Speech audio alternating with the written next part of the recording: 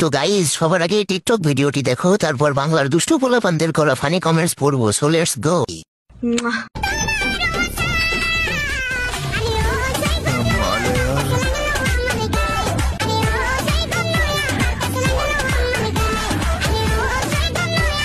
আয়েশ আরাম আর কিচ্ছু লিখে না, চোদন আর খাওন আর কিচ্ছু না। চলো শুরু করা যাক। বাতায় যে লাগছে সেটা দেখেই বোঝা যাচ্ছে।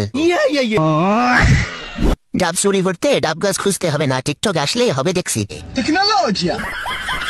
এক একটা 10 কেজি হবে, শেষ হওয়ার আগে জাল জাল লাগিয়ে নিয়ে যেতে পারেন। টিকটক না থাকলে জানতেই পারতাম না যে বাংলাদেশে এত কিছু আছে। আমারও আপুর মতো বড় মন হয় একটা মানুষ চায়। তুইও গরম আমিও গরম, বাট এলাকা ঠান্ডা। জমে যাইতেছি, শীঘ্রই আগুন জ্বালাইতে হবে। 2 কে লাইক কমপ্লিট করে দিও, না হয় হারায় যাবে আন্ডা, মানে টুনটুনির ডিম।